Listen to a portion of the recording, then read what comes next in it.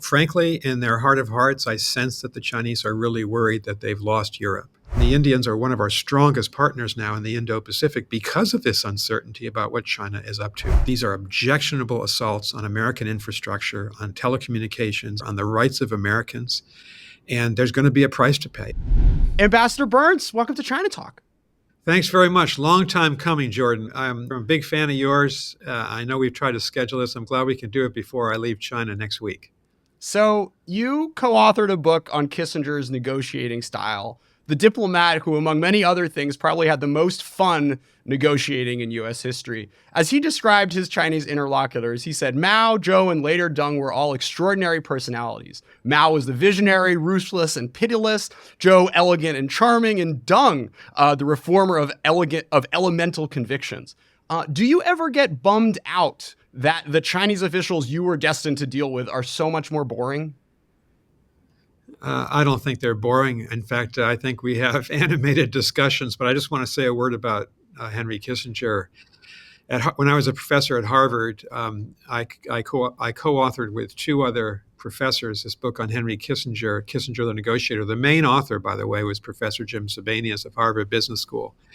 And we spent hours with Secretary Kissinger in New York and in Cambridge at Harvard. And he told us that, 100 books have been written on him, but no one had ever written a book about his negotiating theory and negotiating style. And so that's why we wrote it, because we were teaching a course on negotiations there.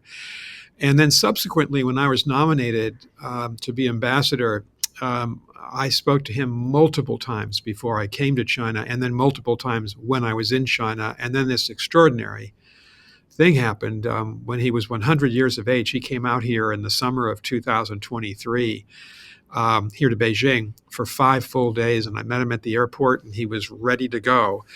And so I really benefited from his historical perspective on the arc of the U.S.-China relationship, what it's like to deal and negotiate with the Chinese, and some of the principles that he unfolded based on his conversations with Mao and with Zhou Enlai and with Deng Xiaoping remain true today, because the party is still the primary agent of Chinese power.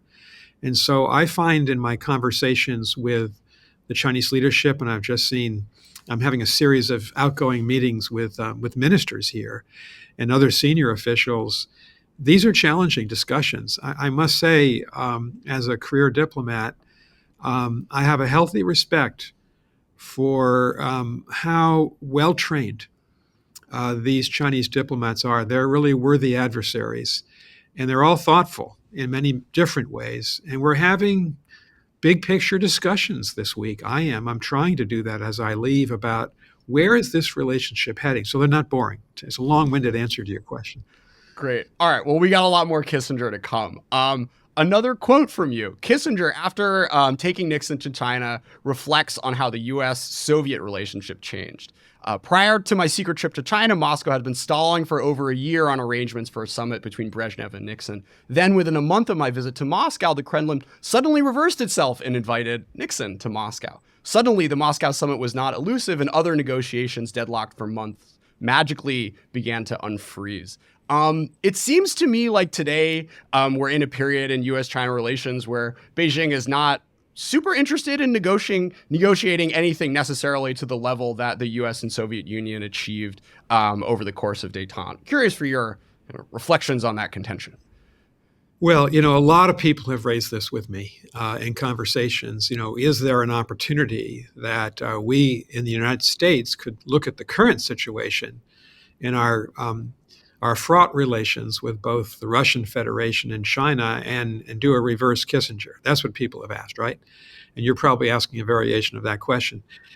The situation we're in today in 2025 is completely different than the situation that Kissinger and President Nixon and Kissinger faced in 69, 70, 71 as they began to think about the opening to China. Because you'll remember, Jordan, Mao began to distance himself considerably from the Soviets in the very late 50s and by the early 60s he had done it. And he kicked the Soviet advisors out. They'd gone on to develop their own nuclear weapons program by 1964. So what Kissinger and Nixon did was historic, but they had an opening that is certainly not present today. But here's how I'd answer your question. I think the fundamental question for the Chinese is this. They continue to say, and I think many of them believe, they want to be agents of world, they say, they want to be agents of world order. They want to be responsible. They want to have respect the international system, but they've got a choice to make because they've aligned themselves with agents of world disorder. Russia. I mean, what Russia's done in breaking all the rules of the international system by invading Ukraine so brutally. Russia with the Wagner Group sowing, um, mayhem in West Africa. Iran, now weakened, thankfully, but for 40 years has been one of the biggest problems in the Middle East. And of course, a country threatening to become a nuclear weapons country. And then, of course, North Korea, one of the biggest agents of disorder in the world today. So the Chinese, there's a loose alignment there among China and those three countries, and they can't have it both ways. At some point, they're going to have to choose. And, obviously, we would hope that the Chinese would want to be a more responsible country than they have been on some of these major issues of global order and the future of the international system. One good example that leaps out to me, because I've lived it here since late February of 2020, early March of 2022, is the Chinese say they're neutral in Russia's assault on Ukraine, but they haven't been neutral. Hundreds of Chinese companies have been giving very important dual-use technologies to the Russian war machine, and the Chinese deny that's happening, but it is happening, and we've sanctioned those companies. Another example is the cyber aggression of China against the United States, which Director Wray and other American officials have been talking about publicly, and how objectionable this is. So I think those are the questions that we Americans need to put before the Chinese leadership. I'm doing that. I've been doing that for several months, as have Jake Sullivan, Secretary Blinken, and others. And that's what the Chinese need to really think about as they think about their own position in the world. Yeah, let's take another stab at that. I think, you make this distinction in the book about how Kissinger sort of, when we were at an impasse, right? And the other side didn't necessarily see your point of view. You start playing 3D chess. You start moving things around on other parts of the global chessboard or what have you. And I think the dream is to get to be able to have a direct bilateral dialogue of the sort that Dobrynin had with Kissinger, where he says, I can say with certainty that had it not been for my channel I had with him, where they're doing all this cute Marilyn Monroe stuff of sneaking into the White House, that many key agreements on complicated and controversial issues would have never been reached, and dangerous tension would not have been eased over Berlin, Cuba, and the Middle East.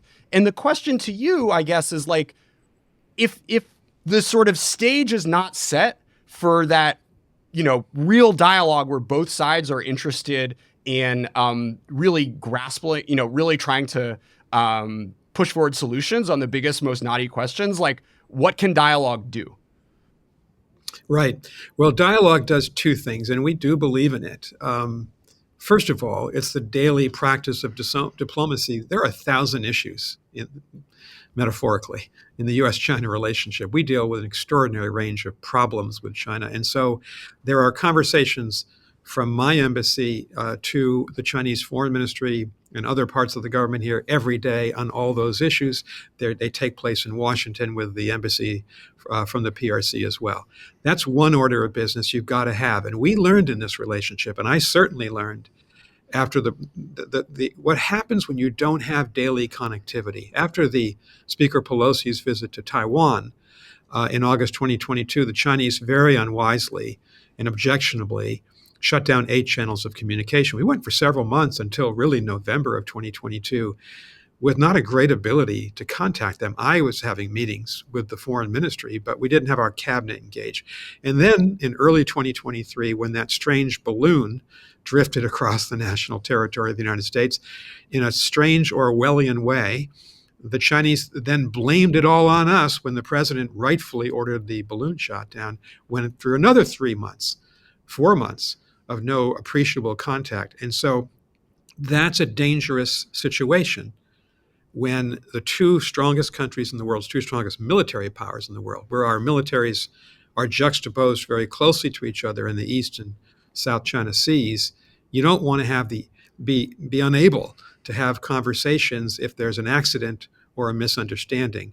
And so what we've tried to do over the last 18 months in re-engaging with the Chinese is to establish that reasonable, sustained conversation about diplomacy. It's identifying problems. It's trying to, sometimes you can't find a solution, but you can manage the problem and you can disengage or you can sanction them, whatever the answer is. But that's critical. You just can't afford in the modern age to have a situation where we're not talking on a daily basis. So that's one part of diplomacy that you're talking about, Jordan. The second part is very meaningful. Can you have thoughtful conversations, which is not tit for tat and trying to one up each other or score points, but it's, can you try to investigate, so what's behind that policy that you're running? Why are you doing it? What are the limits of it? What are the boundaries of it? And I think we've begun, well, I know we've begun to have those conversations. I've been with Jake Sullivan in Malta and in Bangkok and here in Beijing over the course of the last year and a half in 2-day meetings, each of those times with Wang Yi, who is, he's the foreign minister of China, but he also has a more senior position. He's director of the Foreign Affairs Commission. And so in 12, 15-hour conversations in each of these settings, Jake and Wang Yi have been talking in a much more introspective way. What's behind what you're doing? Why are you doing that? How do you calculate your national interest? What are the boundaries of what you're doing? And that's important to have. Secretary Blinken has had those types of conversations with Wang Yi as well. It's harder with the military here because they're more closed, they're more opaque, but it's important to have those conversations as well. It's part of diplomacy between two superpowers. All right, so my bellwether is Wang Yi coming on ChinaTalk. When that happens, then we'll know we're really ready to get down to business. A Michelle Flournoy quote from you, actually from an interview I did with her a few years back. Risk reduction measures and crisis communications are things we tried even when there was a lot of dialogue back in the Obama administration. We tried to push the issue then, hotlines or incidents, or things like a hotline or incidents for sea agreements. These were mechanisms we had with the Soviets. The Chinese have never been willing to talk about that. They just say, you seem to really want this, so give us something else, like stop talking about Taiwan. And of course, that's never going to happen. I'm curious for you to reflect more broadly about the relationship between talking and the probability of great power conflict. People always, refer back to World War I about how, great powers sleepwalked into war, but there's also World War II where, the US and Japan were talking the day of Pearl Harbor, where, Hitler and Stalin were talking the day before Operation Barbarossa, where Hitler and France were talking before Czechoslovakia and everything. Thoughts on that? Well, it's a central question. We are competing with China. Here's the answer to the question. And that is structural. We're global rivals. It's going to continue. So one of the tests of this relationship is, can we compete and yet do so in a way that doesn't elevate the probability of a conflict between us? I mean, our job is to diminish the probability of a conflict. And as you know, I remember I was not involved in China affairs in 2001. The spring of 2001, I remember the EP3 incident, where we had an air collision between a Chinese-American military aircraft, led to the death of the Chinese pilot and led to the impoundment of our plane and our crew. So one of the things that we've worried about, and I certainly have worried about in my nearly 3 years here, is, can we handle in the U.S.-China relationship that kind of crisis? Can we have the kind of higher level connectivity so that if 24-year-olds collide in ships, in the Spratlys or the Paracels or the Senkakus, senior people can intervene and diffuse the crisis? And we've worked on it. For a long time, the PLA wouldn't talk to the senior levels of the military. In fact, during the balloon crisis, I was a primary port of contact with the vice foreign minister, Xia Feng, who's now the ambassador of the PRC in Washington. And what I was saying to him was, we need to get our senior military leaders talking about this incident. And they refused. So President Biden pushed this at the San Francisco summit and again at the Lima summit in 23 and 24 with President Xi Jinping. And the result is the Chinese have agreed, and we've begun to have those higher level military-to-military contacts. As you know, Admiral Sam Paparo, very gifted leader, he's the head of Indo-PACOM Command in Honolulu, has had 2 meetings with the Southern Theater Commander of the PLA, the People's Liberation Army, just this past autumn. Now, that's just a beginning, but we've got to have those kind of contacts so that in the eventuality of a profound misunderstanding or an accident, we can intervene to keep the peace, because strategically, we've got to compete with China. But strategically, we also have to live with China. We're not trying to head this into a brick wall. We're trying to avoid the brick walls. And that gets to the heart of your question. Do you have enough connectivity at the senior levels to do that? We've begun to do it. Jake and Tony Blinken, Secretary Blinken with Wang Yi, and certainly with Admiral Paparo. We'd like to be able to get our Secretary of Defense, our Chairman of the Joint Chiefs. They have talked to their Chinese counterparts, but obviously elevate the conversation to them. And certainly, as the American ambassador here, one of my fundamental jobs is to be able to establish these relationships of my own with Chinese leaders so that I can, and my successor, obviously, can play a role in this. So we're on this question. It's a really central question, is how do you compete vigorously and at the same time keep the peace? That is what is at stake here for the United States and China. I guess the key question, though, is like, even if they were really excited to talk about X, Y, and Z military thing, there's the World War II analogy, right? Where like you can be doing one thing with one hand and be planning very dastardly deeds with another. Well, listen, you have to have your eyes wide open at all times in a great power relationship. I've been asked a lot, are you trying to gain the trust of China, or do you trust China?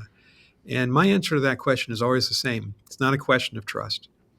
It's a question of judging the Chinese by what they do, not just what they promise to do or what they say publicly or privately, and to judge them on their actions and to call them on their actions, whether they're positive or whether they're negative.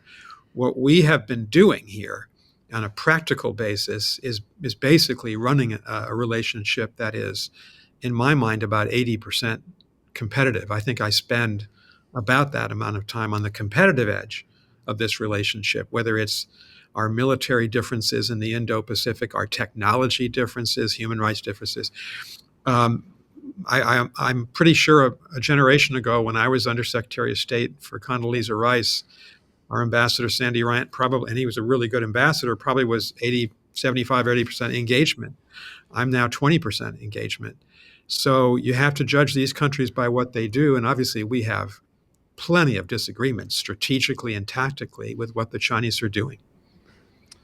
So you said on a podcast that, when you were in the early 90s, you never imagined sort of growing up and even into the 80s, you never imagined the USSR would disappear. And then all of a sudden it did.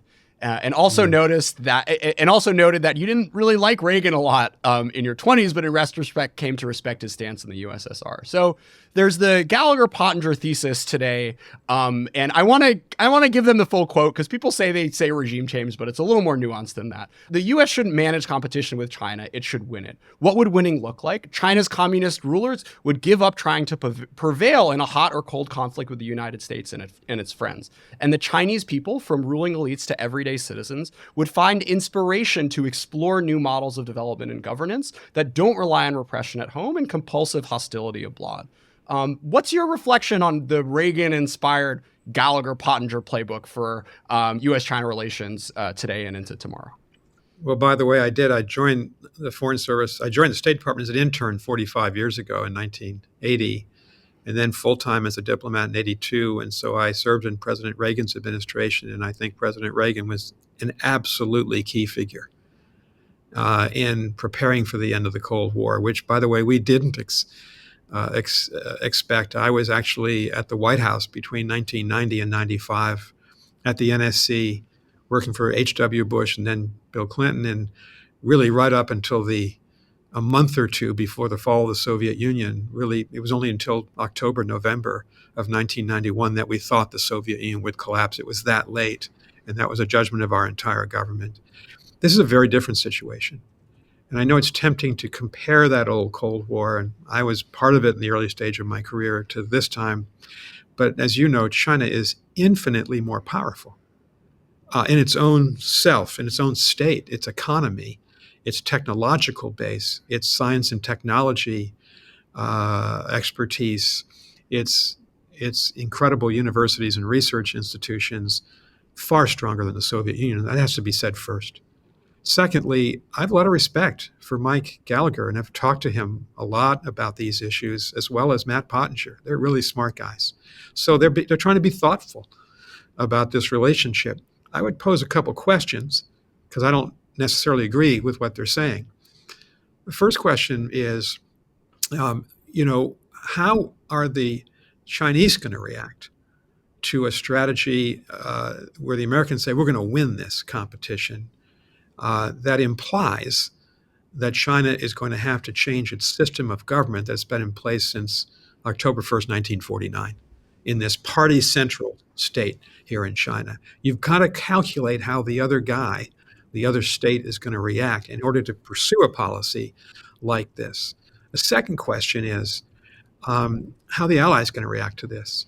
If we have a stated policy that we're going to win now, and people in the international system will, if you use that word, they're going to think that means the kind of victory we had on December 25th, 1991, when the Soviet Union imploded and disappeared.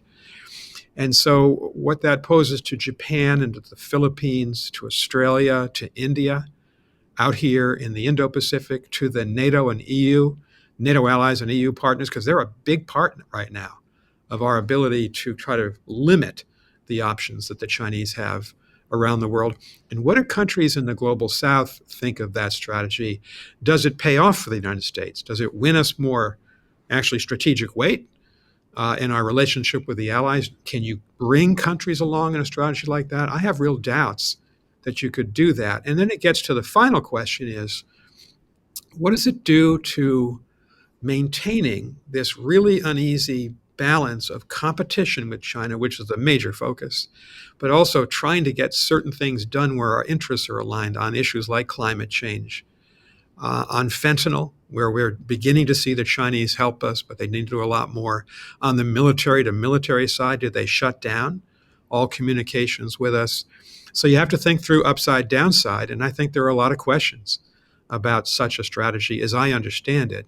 But great respect for those two guys. And, we need this type of fermentation and dialogue in our own system in the United States. I just don't agree with what they put forward respectfully, in the Foreign Affairs article. So let me challenge one of your contentions you just said there. So, China has had one system of governance since 1949. I mean, I feel like we've had many different eras. Yes, the party has existed, but Mao almost overthrew it himself. We had a Deng era, we had a Hu era, and we have a Xi era now. Same thing with the Soviet Union. The sort of the way the party worked, the way it looked at its relationship with the world changed dramatically over its 75-year history. And I guess it would be the one thing I can be sure about is China is going to change a lot over the next 30 years. So how, if at all, should the U.S. be thinking about what Chinese governance looks like in a world after Xi?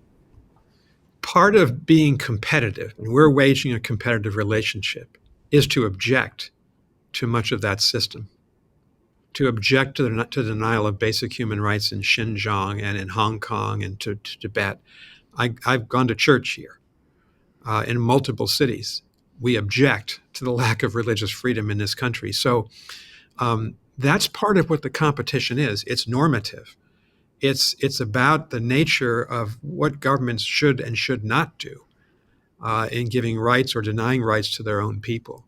So in saying that, one of the problems with a strategy of winning is, can the Chinese system, would it actually implode? It doesn't mean we want to preserve the system, because we're competing against major aspects of the system.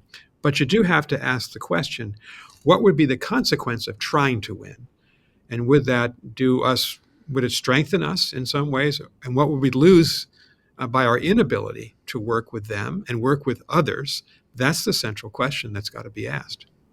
I mean, I guess if China ever returns to a late 70s, 80s ferment, like, is there anything that the U.S. Can and should do to help, bring about or prepare for that moment? So, Jordan, I at one point in my career, a long time ago, I was State Department spokesperson for President Clinton, and I learned a big lesson there. Don't ever answer a hypothetical question. That's a supremely good but hypothetical question. I'm still the American ambassador to China for another 8 days, so I'm going to, maybe ask me 6 months from now, but not today. Um, Fair enough. Let's go back to Kissinger. I think it's fair to say that he is, one of the most skilled diplomats. He had many reps. He had as many reps as anyone is ever going to get at the stakes that he did. And one of the big takeaways I had from your book is two of the things he was most proud of and excited about and thought he did the best job on, Rhodesia and Vietnam, ended up being like maybe the two biggest disasters. We'll talk. You could put Bangladesh in another category, maybe. But what does that mean if like the person who is the best you'll ever get at this and thought he was doing a great job, like actually it turned out way worse than those turned out to be two of the worst things that outcomes that he was ever involved in. Yeah. Well, in a long career, and it's extraordinary that, I've just picked up and I'm starting to read the book he wrote, posthumously. It's been published with Eric Schmidt, Greg Mundy on AI. I mean, he was in his 100th and 101st years on Earth.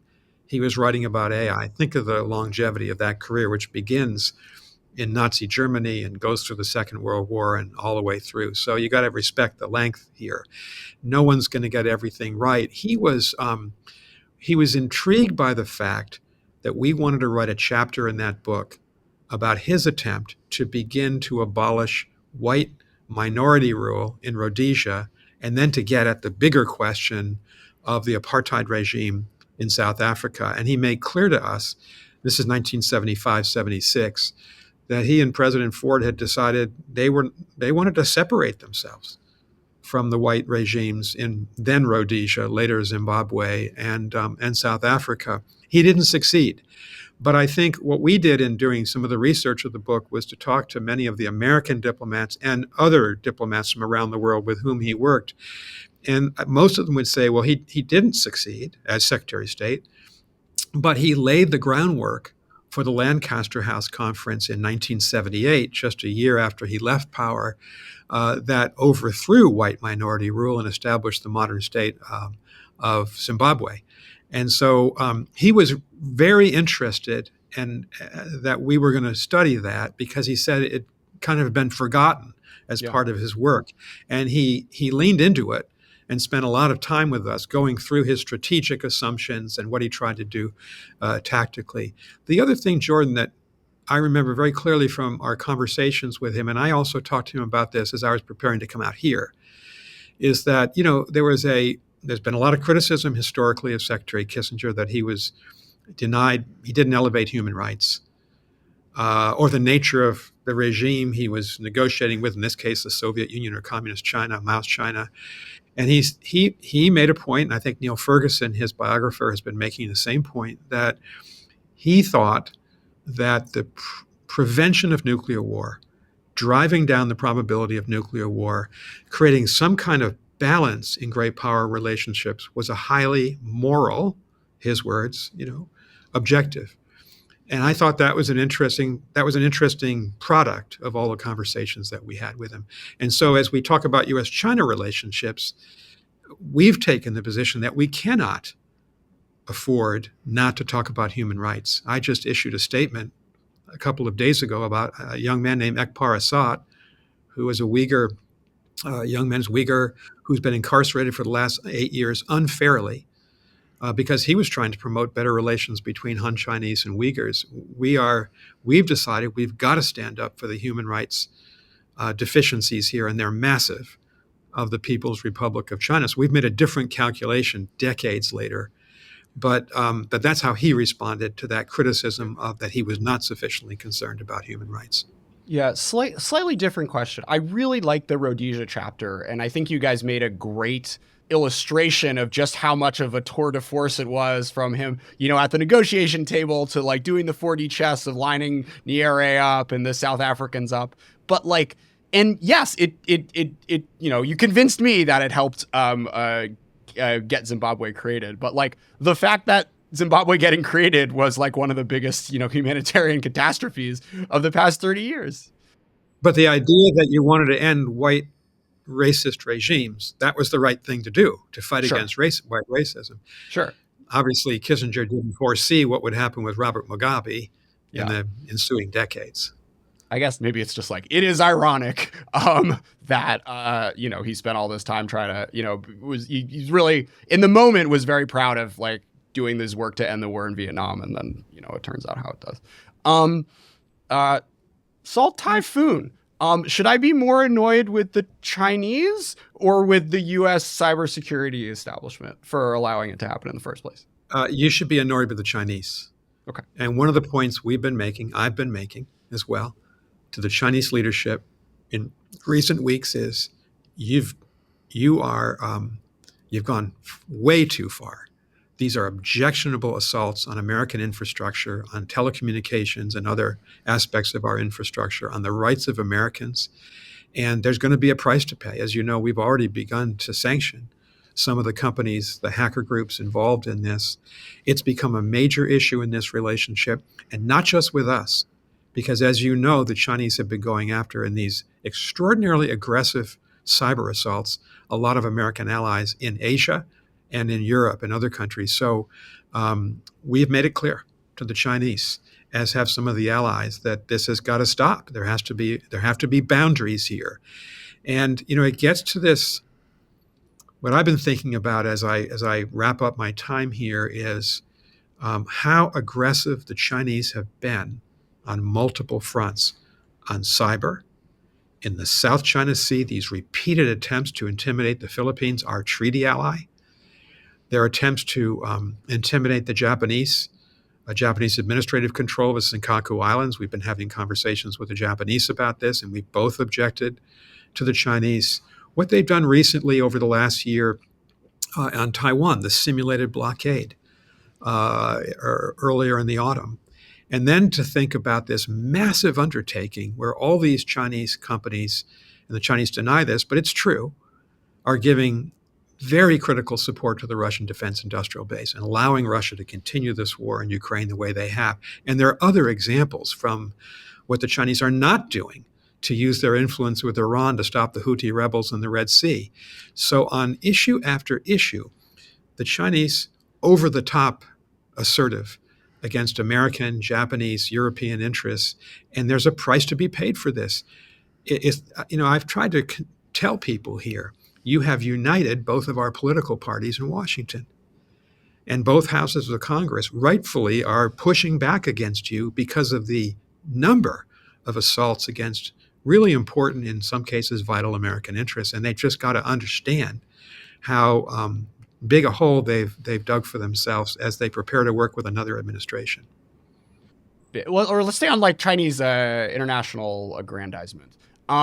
There's one argument that, look, Putin, before he invaded Ukraine, he invaded Georgia, he invaded a little bit of Ukraine, he, sort of took over Syria, and you have a Xi track record, which, look, like what happened in India, what happened, on the Indian border is not great. What's happening right now in the South China Sea, also not great. But it's almost a difference in kind between, actually rolling tanks into countries.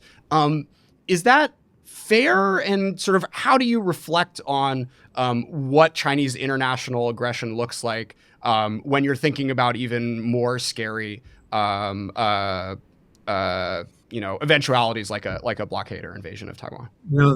I think the problem, Jordan, is that they're challenging the very basis of country sovereignty. They don't have a leg to stand on in their claims in the Spratlys and Paracels, these exorbitant claims for the islands and islets hundreds of miles beyond the territorial waters of China. They don't have any support legally for this, but they've done it through force of arms. So they've done it to the Philippines and the other claimants of the in the Spratlys and Paracels, they have been extraordinarily aggressive against the Japanese. If you think of the number of air sorties on a nearly daily and naval sorties on a nearly daily basis, that you do have this new agreement between India and China, and yet you see India in the Quad. And the Indians are one of our strongest partners now in the Indo-Pacific because of this uncertainty about what China is up to on their long Himalayan border. And, until recently, really until the Biden administration came into power, you saw a lot of voices in Europe about taking some kind of middle ground between China and the United States. They were just on the verge when President Biden came into office in 2001 to have this major investment treaty between China and the EU. And look at the hole the Chinese have dug for themselves now. The European governments have risen up against China because China is assaulting the existential issue confronting Europe, and that is the indivisibility of the continent. It's the fact that there's war now in one of the major states of Europe, Ukraine, that Putin is assaulting the sovereignty of Ukraine. Look at all these mysterious incidents that are happening in the Baltic Sea with cables being cut and the suspicion that the Chinese are involved in that. They have really harmed their relationships with Europe by this uber aggressive policy, and especially the alignment with Russia and with North Korea and Iran. So I think that gets back to the question I asked at the beginning of this interview that's been on my mind a lot. At some point, the Chinese are going to have to decide, are they really going to be for the next 10 years with these agents of disorder in the world, or do they want to position themselves differently so that they don't dig a hole for themselves with the European Union, the United States, Japan, the Philippines, Australia, India. If you alienate all those countries, that's well more than 50%, 60% of global GDP. Yeah.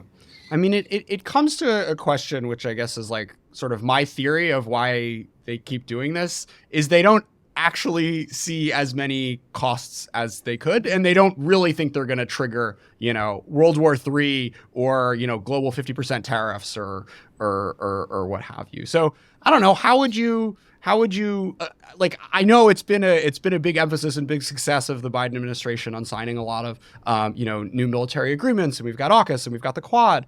But, it seems like they're not getting the message yet. Will they ever? Is it okay? As long as Taiwan doesn't get invaded? How do you sort of think about that? I think, frankly, in their heart of hearts, I sense that the Chinese are really worried that they've lost Europe. Maybe temporarily for the life of the Ukraine crisis. We'll have to see how that plays out over the next couple of years. But they're worried about that. There's a massive charm offensive underway by the Chinese Foreign Ministry to try to win back some credibility with the Europeans. But I think the Europeans have been, with the exception of countries like Hungary, an outlier. They've been the Europeans, clear at the price that China has had to pay for supporting Putin in the war of Ukraine, in the war in Ukraine. Similarly, out here in the Indo-Pacific, with Japan, South Korea, the Philippines, you've seen a real toughening of the policies of those three countries in particular against what they see as Chinese overreach. And I do think one of the singular accomplishments of President Biden over the last 4 years is the United States is in a stronger strategic position in the Indo-Pacific than we had been in this long-running competition with China. And in large part, it's because we've strengthened our alliances with those three countries, with Australia. We've created AUKUS. And the Quad now is meeting at the head of government level. I just had a Quad meeting yesterday here in Beijing with my Japanese, Australian and Indian counterparts, and we meet regularly, and we are lined up together out here in Beijing.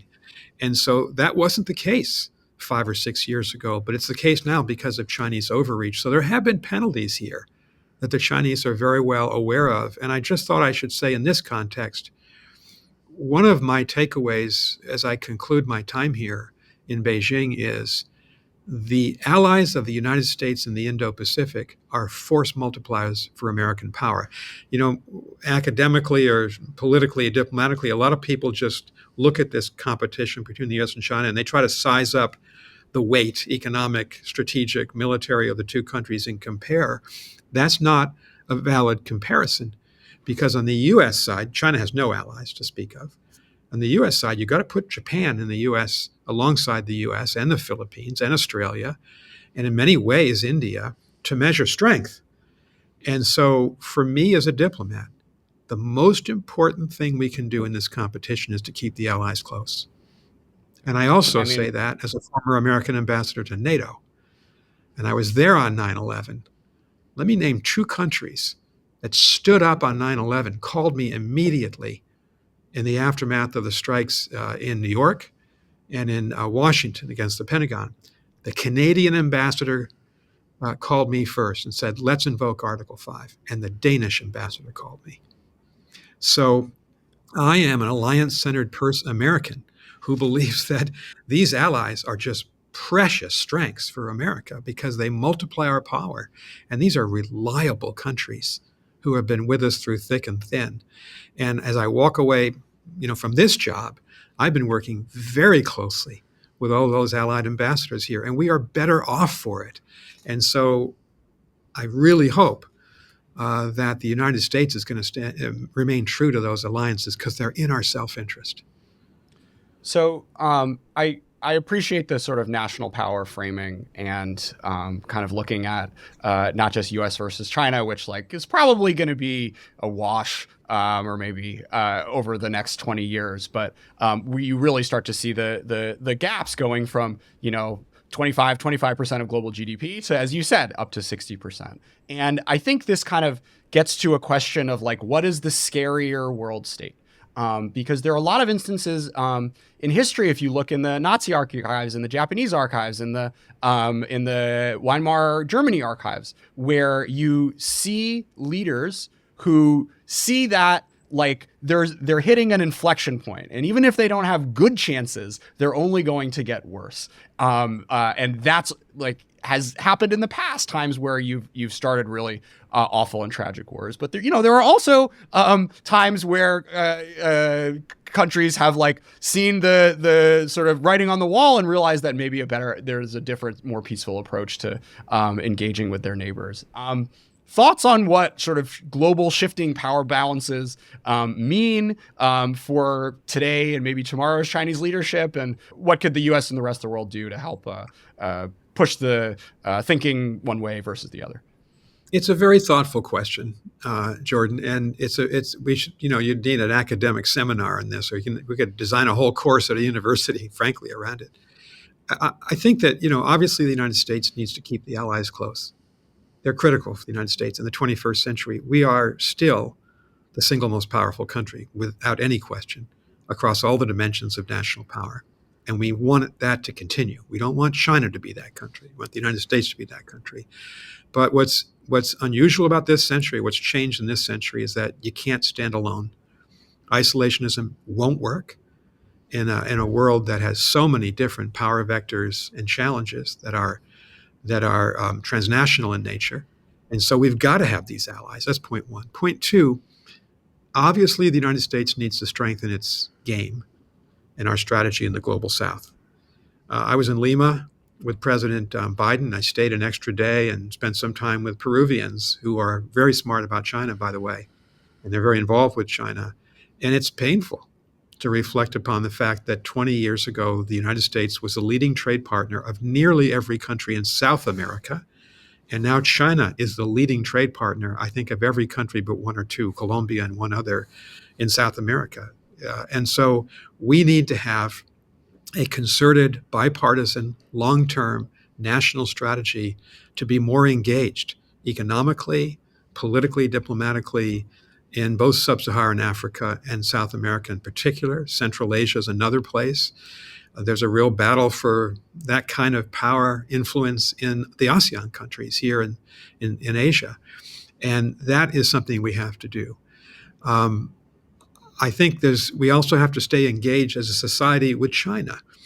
One of the peculiar aspects of what happened here because of COVID and the Chinese policy of zero COVID, which made it impossible to come here in my first year or two, is that we've only had one American governor visit China in the last 5 years. It was Governor Newsom, who came here in October 2023. We've only had one congressional delegation, one over 5 years. It was an extraordinarily effective delegation because it was bipartisan.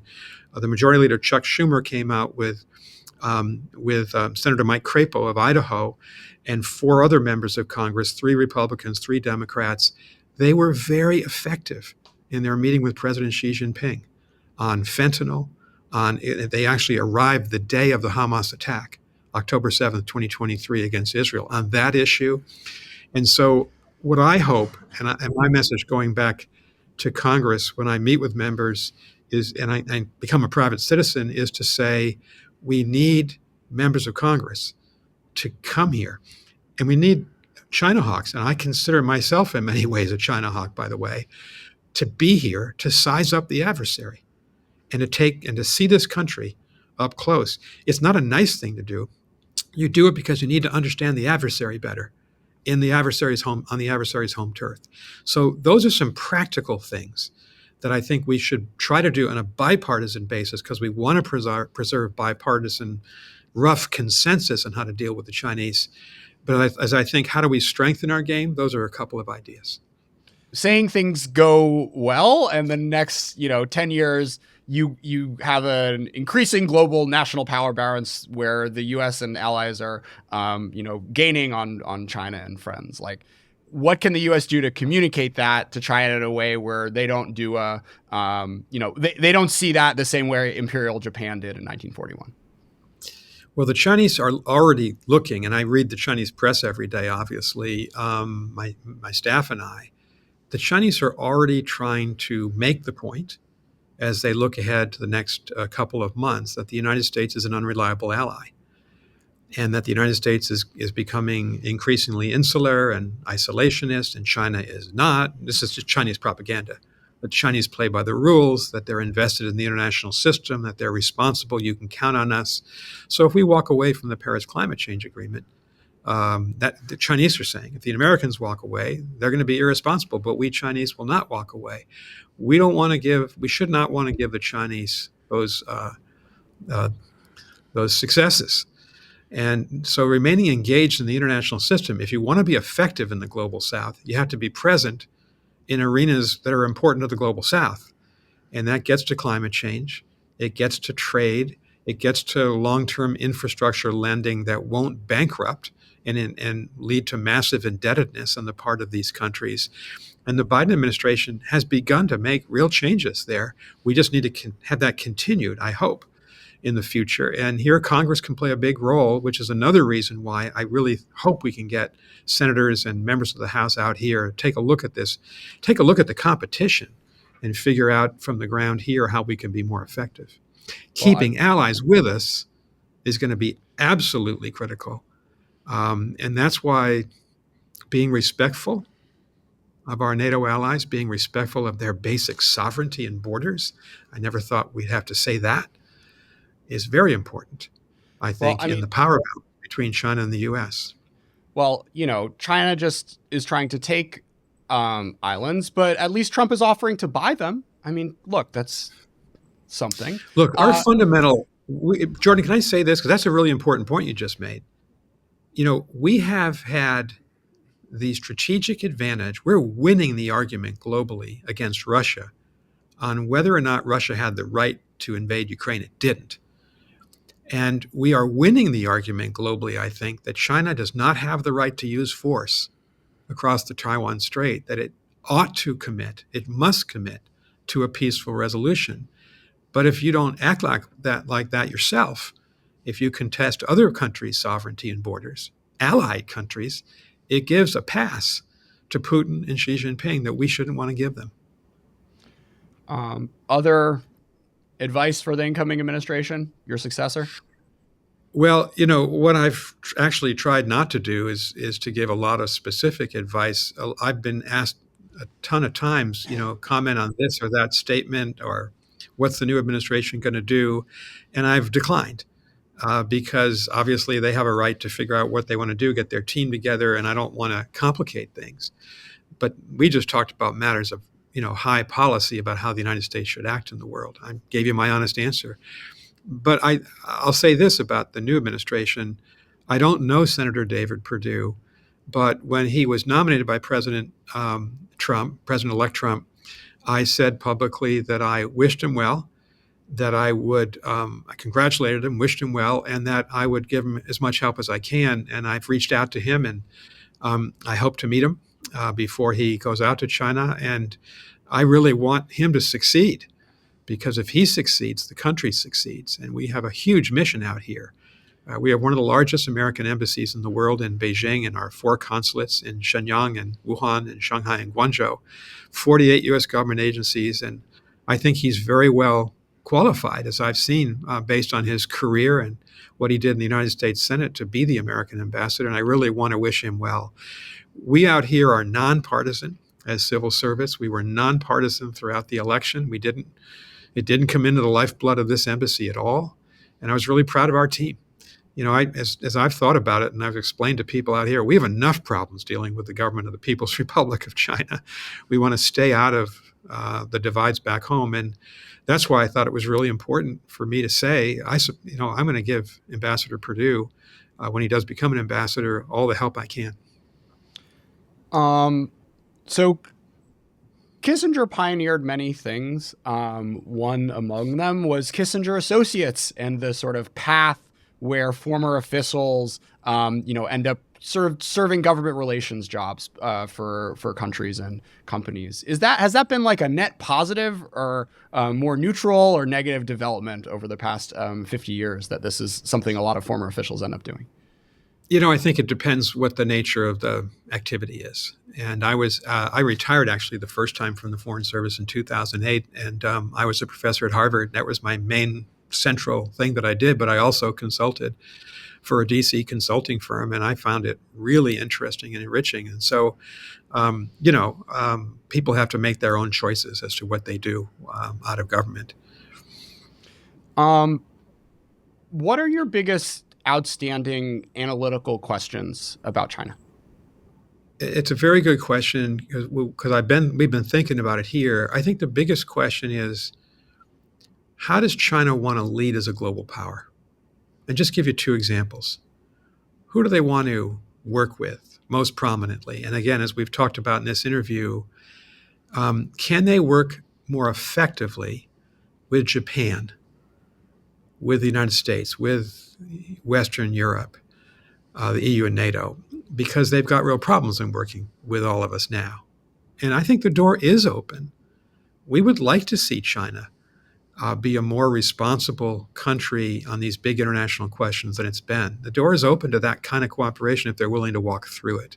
But they have not been willing to walk through it, because they've got this intense association with Russia. And, Russia is a country that's assaulting the whole edifice of the global system that we built after the Second World War. And I'm afraid that China, through its global development initiative, global security initiative, and global civilization initiative, it's giving us the impression that it wants to alter the global system and make it more friendly for authoritarian countries. So that's a big question that the Chinese leadership is going to have to reflect upon. Do they really want to stay with North Korea, Iran, and Russia and a loose association? Is that going to be good for Chinese interests? The second question that we've been reflecting, and I've certainly been reflecting on, is great powers have responsibilities to do really difficult things, to negotiate a ceasefire in Lebanon, as the United States succeeded in doing, to negotiate a ceasefire in Gaza. We're not there yet, but we've got to have a ceasefire in Gaza and the hostages release. And, you expend a lot of capital when you do that. You can make yourself very unpopular, but there's a greater good. That's why you're doing it. We've not seen that kind of attitude from the Chinese, and they have an opportunity in the Red Sea, because, China is the major importer of Iranian oil, and they have a very strong strategic relationship with the Iranian leadership. If any country could convince Iran to use its influence with the Houthi rebels, it's China, and they haven't done it. And we have said, and I've certainly said to them in repeated meetings, you really ought to use your influence here. The world needs you to do it, so the commercial shipping traffic can resume along one of the major routes of the international system. And they've not done it. They have been on the sidelines of the crisis in Gaza. They talk every day about the Palestinians, but what have they really done to help the Palestinians? So I think when you get to be a global power, and China is a global power by virtue of its economic and military strength, technological strength, you got to act like it. And we haven't seen that from the Chinese. So that's another question that that I'm focusing on. Yeah. I mean, I guess like, are there ones that like you can assign people for homework to write books and reports on? Or maybe it's this way, like what's the book you want to be written that you haven't read yet about China or international relations or something? I think that I don't know if it's a book, but in terms of what we should be talking about in the United States, I believe that China is our strongest adversary now, competitor, adversary, choose the word, and will be 10 years from now, maybe 20 years from now. And so we have got to be stronger as a country to take on that competition with China. I worry that we don't have enough American students here learning Mandarin in the current generation of 20-year-olds to give us the strength that we have a core group of people in the country who understand China and speak Mandarin and have had experience here. One of my great advantages as ambassador is that this building that I'm in, our embassy, is filled with people on their second, third, fourth China tour. They speak Mandarin. They understand this country. I worry that my successor 10 years from now, 15 years from now, will not have that deep bench. So that's something that we've got to work on. And I also think we have to think about this competition carefully, because here's the hawk in me, in the sense, we've got to compete. And we can't afford to become the second strongest power out here in the Indo-Pacific 10 years from now. We've got to compete and succeed in the competition. But at the same time, we have to engage the Chinese. It's not 50-50. It's not even. I think it's 80-20, 80% competition, 20 engagement. But the engagement part's important because it's about other national interests that we have. Fentanyl and climate change are two that I mentioned. Getting American prisoners out of jail. We've gotten 4 out of jail in the last several months because of quiet diplomacy with the Chinese. And if we don't see both sides of that equation, then I think we don't serve American national interest, because the ultimate goal here is to compete, but to live with China in the world, meaning avoid war, drive down the probability of conflict. And I don't think that always comes out in the American debate. There's so much focus on competition. The harder and more complicated question is, how do you do both at once, with competition being the overwhelming priority? You mentioned the sort of like generational change in sort of national security leadership. And you had this weird thing where, like, by the time we're starting wars in the Middle East, all we have are these Soviet analysts running the game. And 10, 20 years from now, we'll probably have ambassadors to China and secretaries of state who speak Mandarin. I guess I'm curious, reflecting about like what having the principals also be sort of regional specialists in the place that's, most impactful in the world, or the U.S. is most focused on, like what that does and doesn't change about how policy gets formulated and implemented.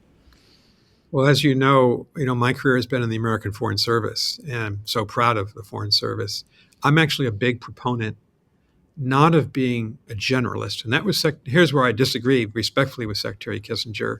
He thought that he didn't want to have lots of people specializing on Latin America or the Soviet Union or China. He wanted people to have general skills and to have diverse careers. We need people like that. I was such a person. I served in Africa. I served in the Middle East. I served in Europe. I served on Soviet affairs from the White House. So I was a generalist. But I tell you, we need China specialists. And I've started a program here in our embassy called Path to Senior Leadership. We read books together on U.S.-China relations. We think through careers. How do you build a career where you become an expert on the history, culture, politics, economics, language of China? I want our younger officers here in China to think about coming back 2 or 3 times and to encourage them to do that. We also need to have Arabists, obviously, and Latin Americanists. So the State Department, when I worked for Secretary Rice, and I have huge respect for her, we concluded that we needed about half of our officers to be specialists, Latin Americanists, Africanists, China specialists, and half to be generalists. And I think it's probably about right. But a lot of the signals that are sent to our Foreign Service officers about careers, oh, you don't focus on one country, don't focus on one language, you're going to get promoted more easily if you do 2 or 3 regions. I don't always trust that or agree with it. And I've had a lot of conversations with our great younger diplomats here about, if you become the George Kennan of your generation or the Victoria Nuland, who was the greatest, or John Byerly, probably the 2 of the great Russia specialists of my generation in the Foreign Service, you're going to serve the national interest, you're going to have a fulfilling career. So I think we and the Pentagon and the Treasury Department, we all need to think about how do we bring along the next generation. And I didn't expect when I came out here as ambassador that I'd spend as much time as I have, but I'm glad I did in trying to work with our younger officers to think through and to help train them for the longer term goal of having profoundly important China specialists in the U.S. government, in our career diplomats. And can I also say, Jordan, we hear a lot of criticism of the federal government, and the federal government's not perfect, but I've served in it a long time, and now I've come back into it for these past 3 years, and we have tremendously talented people in the Foreign Service, in the commercial service at the Commerce Department, in the Treasury Department, in DOD, and they are a national asset. And we've got to keep those people in government, encourage them, and thank them more often, probably than we do, for their service. Martin Luther King, a person you're a fan of. Yes. Thinking about kind of like theories of change. You have the sort of like NAACP, let's do all this like technocratic stuff and file the lawsuits and build brick by brick. And then you had Martin Luther King on the other side of things saying like, we need to be, pure and true. And I'm going to tell the truth to the people and they'll come around whether they like it or not, even if it's not, doesn't feel like popular or tactical or, JFK is telling me I should wait 2 weeks, but I'm going to do it anyways. I'm curious, if you have any reflections on the tension between like the prophetic and, maybe the technocratic when it comes to international relations or U.S.-China relations. Well, first of all, thank you for bringing up Dr. King. When I was a teenager, he's somebody I really, really admired. I was in 6th grade when he was assassinated in April 1968. My 6th grade teacher wheeled a television set into our classroom and said, "We're going to watch the funeral of a great man." And so that kind of awakened me as a 12-year-old to, what a heroic figure he is in American history. So thank you for mentioning him. I think that's another interesting question the question you ask about politics. I mean, how do we think, or foreign policy? What kind of pace of change should we seek, or the degree of change we seek? I think it depends on the moment, the era, the country, whether or not that change can be brought about easily or with difficulty.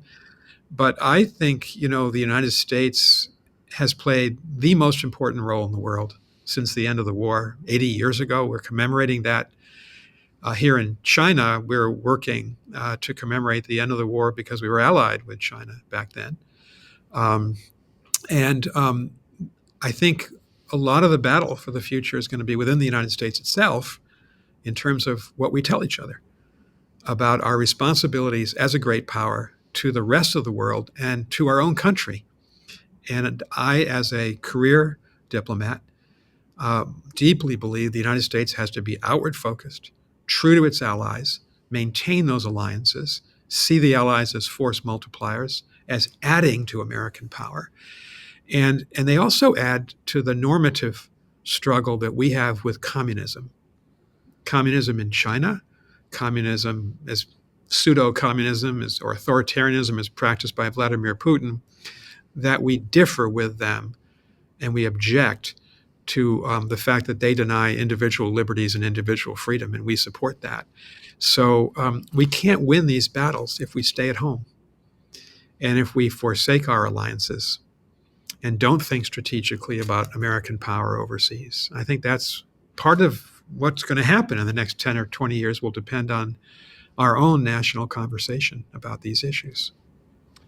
All right, so I'm coming off paternity leave, and I guess as a Congratulations. thank you, as a new father, I feel like it was my birthright to like start reading a ton of Civil War history. Um, uh, you know, I'm reading John Meacham's book on Lincoln, and Then There Was Light. It's a great book. Have you read that book? it's on the list. It's very good. It's about Lincoln's lifelong focus on the issue of slavery from the time he was a little kid. And it's really been enlightening for me. It's not a complete biography. It's really about the question of race and slavery and leading up to the Emancipation Proclamation. So let's ask you a question about that. So, Lincoln, famously, like a month before releasing the Emancipation Proclamation, writes a letter saying, "I don't care about black people. If I'm going to free the slaves, it's only to save the Union." And a lot of historians over the course of the past 150 years have given him have given him a really hard time for that, and sort of interpreted not in this way, but in a way of like saying, oh, this was just an exigency or what have you. But I think the argument that in fact, like what Lincoln was doing was, just making it easier for the Democrats in the North and the McClellans of the world to stomach what he was about to do with the Emancipation Proclamation. Relating that to today, like, that's a very un-MLK thing to do. Right? Is to like not say, is to disavow the thing that like you most believe in, that you're standing on from like the strongest moral perspective. Thoughts on that? Like that's a really interesting contrast there. I'm curious how that relates to, idealism and how America should walk in the world. Well, I am neither a Civil War historian nor an expert on Lincoln, but consult John Meacham. Meacham says, look, Lincoln had to deal with the Copperheads, the anti-war Democrats in the northern states. He had to deal with the border states and keep everything together and defeat the Confederacy. And that, what I get from Meacham is that he says Lincoln had to do that and bring people along slowly, but his views also evolved towards the very end of his life, holding a radically different view. That's just based on my reading. Yeah. I mean, I think maybe it's back to the Kissinger thing of like, what types of things should the U.S. be willing to hold its nose at in order for to pursue the broader ends? Like, where do you draw the line there? This is I've really enjoyed this conversation because I enjoy my time as a professor, and we could have lots of conversations about this.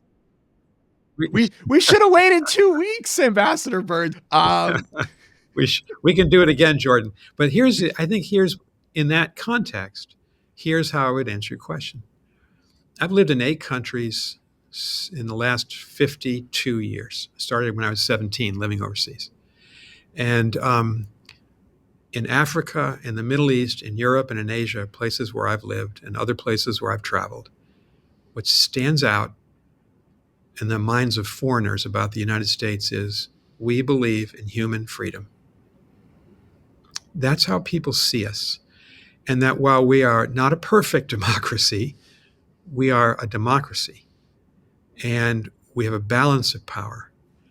And our constitutional freedoms and the Bill of Rights are the backbone of this country.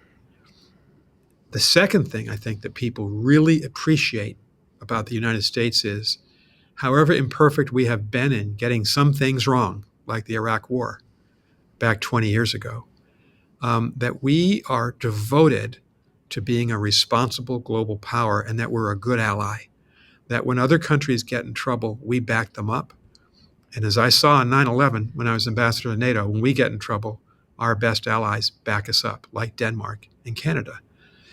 And I think we've got to protect those two strengths that we have in the world. It's our moral strength that comes out of the Declaration of Independence and the Constitution and the way we've acted inside our country. And it's the way we've acted responsibly, particularly since the end of the Second World War, in the great generation of Truman and Eisenhower and Kennan that led us to be permanently engaged because that was the American national interest. And there's no question, if you look at our national conversation, some of that is up for grabs right now and is being questioned. And I tend to be a defender of the faith. Stay with what made America great, and that was both of those things: our democracy at home and our reliability as an ally and partner of like-minded democratic countries in the Indo-Pacific, in Europe, and elsewhere in the world. That's a lot. There's a lot at stake here for us to get these two right, but I know what side I'm on both of these questions. All right. That's a beautiful place to end it. Ambassador Burns, do you have a song to take us out on? A song. Yeah. Old Lang Syne. Maybe I'm leaving next week. Old Lang Syne might be a good song. We're actually going to sing that. We have an embassy choir, and there's a goodbye party for me at Town Hall on Monday, and they're going to sing that song. And since my name is Robert Nicholas Burns, but I'm Irish descent, not Scottish, I think that's an appropriate song to go out on. Old Lang Syne. Thank you so much for being a part of the. Jordan, I've enjoyed it. When I'm a private citizen in a couple of weeks, or months, let's have another conversation. Can't wait. Talk soon.